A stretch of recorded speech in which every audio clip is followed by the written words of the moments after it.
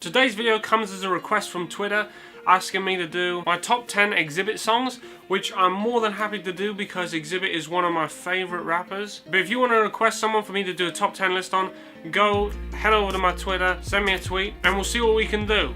I'll only do it on artists I've listened to extensively though, so I can actually form a list. So today we're doing the top 10, my top 10 Xzibit songs. At number 10 on my top 10 Xzibit songs, we have Hey Now, Mean Muggin'. Now as soon as this song kicks off and you hear the drums kick in, you can tell Timbaland produced this. This really was, to me, Timbaland in his prime production, which was during the early mid-2000s. And that's the reason this particular song is on my list at number 10, because this song is a really great time capsule for the mid-2000s. Because even though I didn't really listen to this song back in 2004, that's the year it takes me back to when I hear it. That's what makes this song so enjoyable, is that it's one of those songs that encapsulates all the things of a time period and makes a great song out of it. The fact that it can take me back to that time, even though I didn't listen to it at that time, that's what makes it great to me. Now I know I didn't really talk about Xzibit much on that track, so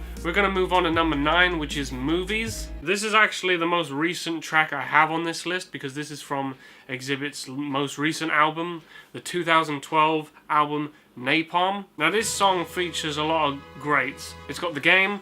The Game is one of my favourite rappers. It's got Crooked I, Slim the Mobster, and Demrick, who Xzibit has now gone on to make numerous joint albums with, alongside Be Real. And this song, Movies, is actually produced by Akon, who I always think should get more credit as a producer. He's produced a lot of my favourite songs. But my favourite standout thing about this particular track is actually Xzibit's verse, because the entire verse reads as a list of movies. Back when we were kings, we were the Lord of the Rings. Requiem for a dream, smoking my soylent green. Now I know where the cage bird sings. There's no moment of honor. I'm Iron Man in my suit of armor, running from karma. Like, he's literally just rapping movie titles, but it's brought together in a way where it actually means something. He's not just randomly listing movies just to make them rhyme. Like, each film title is used for a genuine reason. It's either metaphorically or literally, and it's probably one of my just favourite single verses from Xzibit, and it's definitely one of his more underappreciated verses because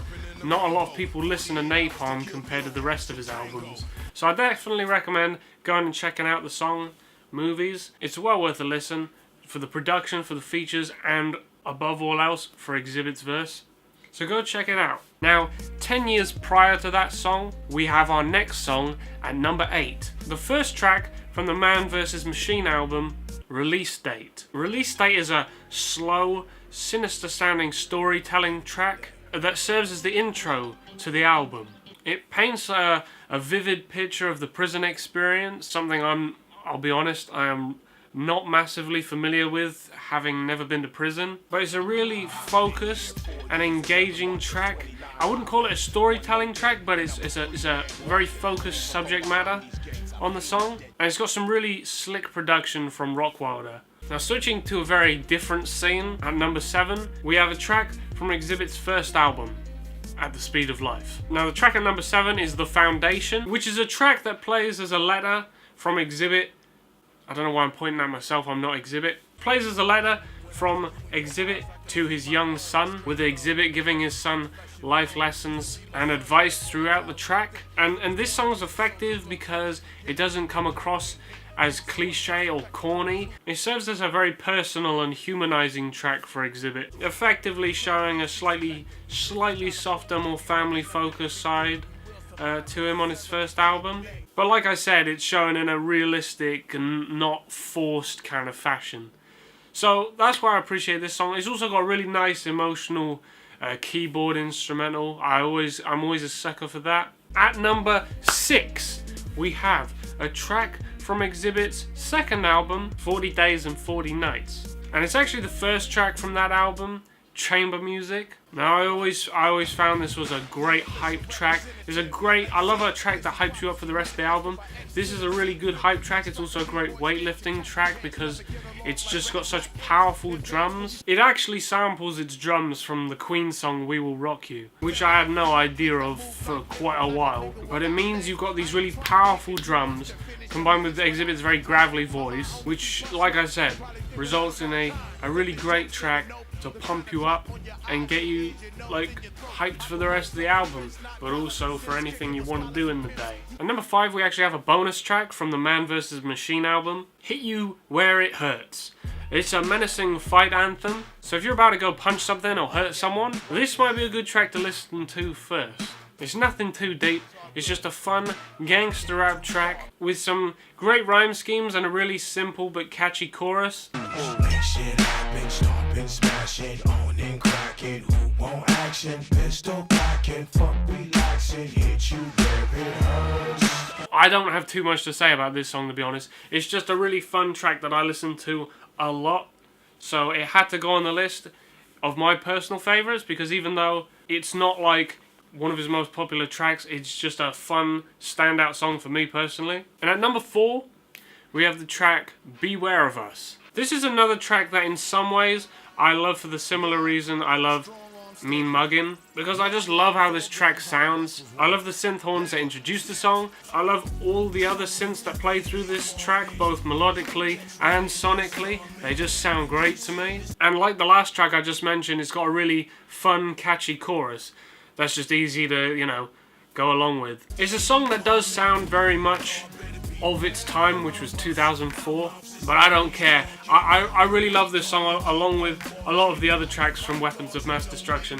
That's his, probably, for me, that's his most underrated album, just because it is a great time capsule of 2004, and it's just a fun album to listen to. It's just such a listenable album. Yes, a lot of the songs do sound dated on that album, but like I said, it serves as a great time capsule. I love how that whole album sounds.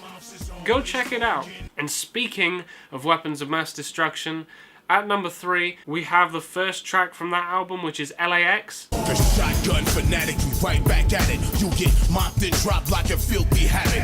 X, snatch and grab it, got you hoping I fail. Cause if I fail, you be happy like a faggot in jail.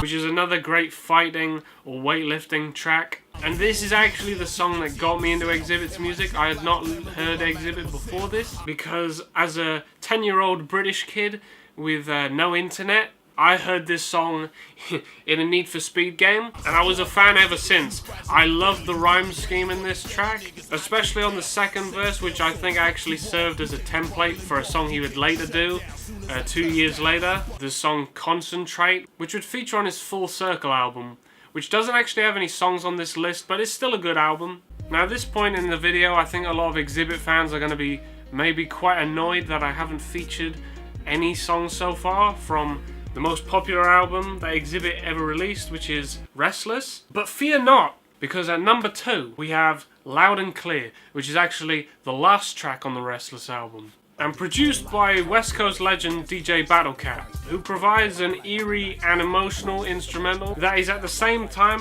very West Coast in sound. It's one of the best closing tracks ever on any album for me. It really sounds like a finale, like something great is coming to an end, and it makes you feel sad because of that. It's also notable to me because I love any song, like any West Coast track that features Butch Cassidy doing either a chorus or a bridge or an interlude, and he comes through on this with a great chorus but a really memorable interlude for me. I love the interlude he does on this track. Let's get with it, I was born to trip. Stay on the lookout, ain't no time to slip. We ain't for games and shit. Change the spot cause we're known to dip. No time for chasing hoes. I'm on a mission cause my cash is low. There's no need to speak on those. Dog, you're right, so the case is closed. Now speaking of things coming to an end, we're nearly at the end of the list, but we have to do a few honourable mentions before we get to number 1. I'd also like to take this time to ask you to go hit the subscribe button down below if you haven't already. Much appreciated. We're trying to grow the channel. I used to have a channel that was at 5,000 subscribers. This one's not quite there yet, so I'd love to get this channel up to 5,000 subscribers. Anyway, honourable mentions. Handle Your Business is a track that I had to give a shout on this honourable mention, because the instrumental is actually the first song I ever recorded myself freestyling over, so it's basically the beginning of my rap career was started because of Handle Your Business. Another song I had to mention was X. It's just one of Xzibit's more iconic songs that I didn't mention earlier in the list, because the songs I personally prefer, but I think X is probably one of his biggest songs. Forever a G is also a notable song from the Napalm album that I thought was worth giving a shout out. And also another track from the Restless album, Best of Things. It's got a nice chorus and a nice Dre beat, definitely worth listening to. Again, I love all these songs, just they couldn't quite make it onto the top 10. But at number 1, we have to put the song that put Xzibit on the map, Paparazzi, an iconic track that features an amazing classical sample and discusses the authenticity of rap, the prices and compromises of fame, and Xzibit's lack of desiring fame and just wanting to rap and stay true to what he is. He talks about how desperate rappers are to get signed, while he himself is in no rush. He talks about how it's good to have money, but at the same time, we shouldn't revolve our lives around trying to attain it, because it essentially becomes an addiction. And while I wouldn't describe the song as pure, because it contains plenty like gangster rap tropes that you'd want to hear from a rapper like Xzibit, but at the same time it's quite refreshing in terms of its production, but also its anti-materialistic message. And it's a song that I think is still relevant today, still resonates, and it still sounds great. It's a great sounding track. Probably one of my top 10 tracks of all time. And that is the list, guys. If you want to go check out any of those songs, I'll try and put as many of them as possible in the description below. If you want to recommend another top 10 list for me to do, hit me up on Twitter. That's the best place to do it.